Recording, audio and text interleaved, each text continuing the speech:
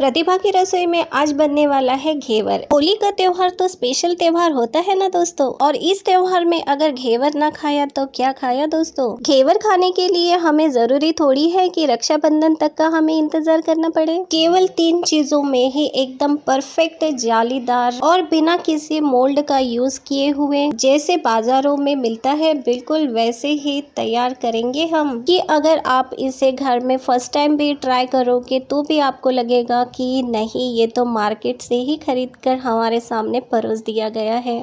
तो फिर क्या सोच रहे हो दोस्तों, होटल जैसी रेसिपीज का स्वाद घर पे ही लेने के लिए मेरे चैनल को जल्दी से सब्सक्राइब करें और बेल आइकन को प्रेस करके ऑल पे क्लिक कर दें। सबसे पहले हम घेवर के लिए चाशनी तैयार कर लेंगे। चाशनी तैयार करने के लिए हमने यहाँ पर 1 कप शक्कर ले ली है और इसी कप से हमें 1.5 कप पानी इसमें डालना है। चाशनी बनाते समय आप चाहे किसी भी कप का यूज करें, बस उसी कप से आप पानी का भी मेजरमेंट ले। घेवर बनाते समय की बर्बादी से बचना है तो सबसे पहले चाशनी बनाने के लिए गैस पर चढ़ा दे। अब हमें इसमें बारीक पीसी हुई इलायची का पाउडर 1 चम्मच डाल देना है और साथ ही मिठाई का स्वाद बढ़ाने के लिए इसमें हम आधा टेबल स्पून नमक डाल देंगे। त्योहारों के दिनों में हमें बहुत सारे काम होते हैं और उस काम में हमें अगर कुछ मीठी चीजें भी बनानी होती है तो हम चाहते हैं कि वो फटाफट बन जाए। इस रेसिपी में मैं आपको कुछ टिप्स बताती हूँ जिससे आप ये रेसिपी बिल्कुल 10 मिनट में ही बना लोगे। एक साइड में गैस के ऊपर हमने चाशनी को रख देना है और दूसरे साइड में हमें घेवर को तलने के लिए घी या ऑयल को गर्म होने के लिए रख देना है। आप एक काम कर सकते हैं दोस्तों, अगर घर में बहुत सारे मेहमान हैं तो एक साथ 2 गैस पर घेवर बनाएं। जिस तरह से मैंने दोनों गैस के बर्नर पे घी गर्म करने के लिए रख दिया है, ऐसा करने से हमारा समय बहुत बच जाता है दोस्तों। अब हम सबसे मेन चीज की ओर बढ़ते हैं और वो है घेवर का बैटर। घेवर बनाने के लिए बैटर एकदम परफेक्ट तैयार होना बहुत जरूरी है। वो कैसे तैयार किया जाता है मैं स्टेप बाय स्टेप आपको बताती चलती हूँ। हमें एक बड़े से बर्तन में आधा कप घी ले लेना है। इसमें हमें 10 से 12 आइस क्यूब्स को डालना है। आइस क्यूब्स को डालते ही आप उसे, मैं जिस तरह से फेंट रही हूँ उस तरह से फेंटते जाइए।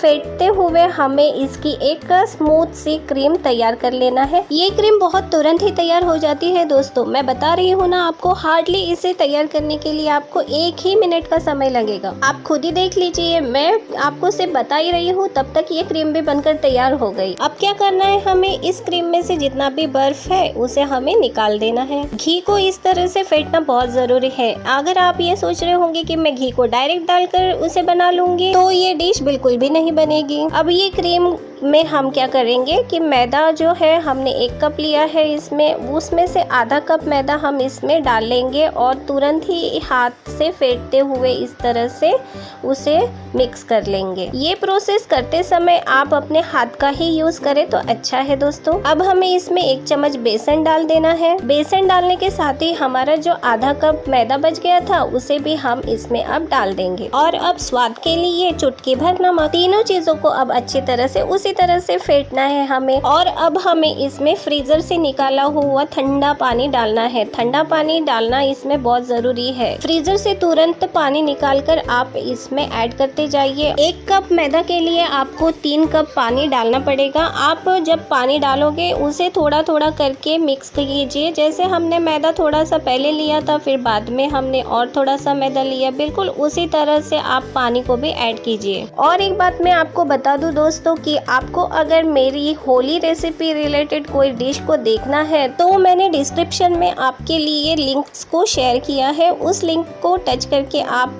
गुजिया और पूरन पोड़ी रेसिपी मेरी जो मैंने शेयर की है उसे आप देख सकते हैं। इस बैटर को फेंटते समय इसमें कोई भी लम्प्स नहीं रहेंगे, इस बात का हम ध्यान रखेंगे। अब हम इसमें आधा चम्मच फूड कलर डाल देंगे। इसमें मैंने ऑरेंज कलर का फूड कलर डाला है, आप चाहे तो इसमें येलो कलर का फूड कलर भी डाल सकते हैं। है। ऑरेंज कलर का फूड कलर डालकर अब हम इसे अच्छी तरह से मिक्स कर लेंगे। और अब हमें देखना है कि बैटर की जो थिकनेस है वो बिल्कुल पतली हो गई है कि नहीं। हमें बिल्कुल पतला बैटर रखना है इसका। आपको वीडियो में जिस तरह से मेरा बैटर दिख रहा है बिल्कुल उस तरह से आपका भी बैटर होना चाहिए। एकदम परफेक्ट बैटर हमारा बनकर रेडी हुआ है। बिल्कुल पतला पानी की तरह है, यह स्मूथली गिर भी रहा है। चलिए अब फटाफट इस ठंडे बैटर से हम घेवर बनाना स्टार्ट कर देते हैं। पहले से हमने ऑयल गरम करने के लिए रख दिया था। ऑयल भी अच्छी तरह से तेज आंच पे गरम हो गया है। अब हम इसमें थोड़ा थोड़ा करके बैटर हम डालेंगे। 1 कप में आप ले लीजिए और उसे इस तरह से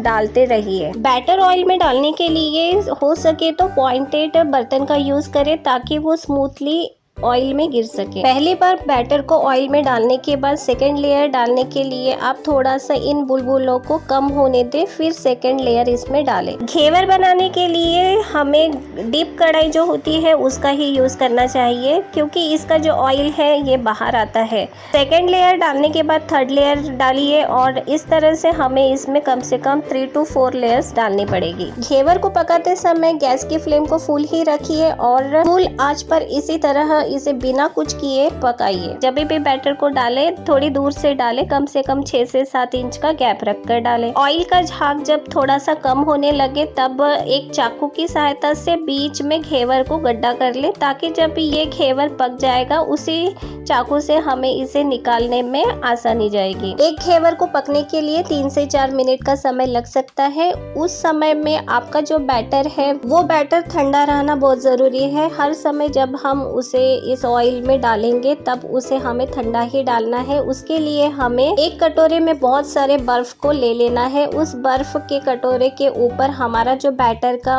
कटोरा है उसे रख देना है ताकि जो बैटर है वो ऑयल में डालते समय हमें ठंडा ही मिले। घेवर हमारा ऑयल में पक गया है, ये हमें कैसे पता चलेगा? इस बात का अगर आपको कंफ्यूजन है तो दोस्तों जब इसका कलर गोल्डन ब्राउन कलर का हो जाएगा और कड़क भी हो जाएगा और स्मूथली उस ऑयल में वो इजीली घूमेगा भी जब आप उसे चाकू की सहायता से घुमाओगे। घेवर पकने के बाद इस तरह से चाकू को हमें उस गड्ढे में डालकर इस तरह से खड़ा कर लेना है और उसे हल्के हाथ से हमें उठाते हुए ऊपर खींच लेना है। घेवर बहुत ही नाजुक डिश है और इसे हमें बहुत ही स्मूथली हैंडल करना पड़ता है। इस तरह से चाकू को अगर आप थोड़ी देर तक कढ़ाई के ऊपर पकड़ कर रखते हैं तो इसमें जितना भी एक्स्ट्रा ऑयल या घी होगा वो कढ़ाई में गिर जाएगा। इसमें 1% भी ऑयल आपको नजर नहीं आएगा, एकदम परफेक्टली बनेगा। घेवर अब चाशनी में जाने के लिए बिल्कुल रेडी हो गए हैं। अब हमें चेक कर लेना चाहिए कि हमारी चाशनी भी रेडी हो गई है कि नहीं।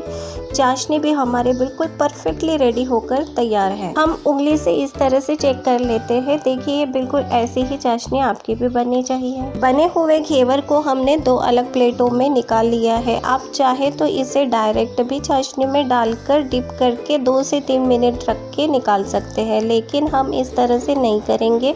हमने 2 अलग प्लेटों में इसे इसलिए रखा है ताकि इसमें का जो एक्स्ट्रा शुगर सिरप है वो इसके नीचे निकल कर आ जाए और इस तरह से चाशनी डालने से घेवर का टूटने का चांसेस बहुत कम हो जाता है। चाशनी डालने के बाद घेवर को ऊपर से ड्राई फ्रूट्स डालकर जैसे कि पिस्ता, बादाम, काजू या मगज के बीज डालकर गार्निश करें। फ्रेंड्स, उम्मीद करती हूँ कि मैंने आपको स्टेप बाय स्टेप अच्छी तरह से घेवर कैसे बनाया जाता है वो एक्सप्लेन कर दिया है। अगर कोई आपको बनाते समय दिक्कत आती है या कुछ तकलीफ या कुछ प्रॉब्लम होती है इसे बनाने के लिए तो मुझे कमेंट्स बॉक्स में लिखकर जरूर कमेंट करके बताएं। और अगर आपका घेवर घर में एकदम परफेक्ट बनता है तो भी आप मुझे कमेंट्स करके जरूर बताएं। मुझे खुशी होगी जब आपका घेवर एकदम परफेक्ट मेरी तरह बनके घर में रेडी होगा। और आपको किसी डिश को बनाने के लिए कुछ प्रॉब्लम हो रही है या आप चाहते हैं कि मैं आपके लिए वो डिश बनाऊं तो वो भी आप मुझे कमेंट करके बता सकते हैं।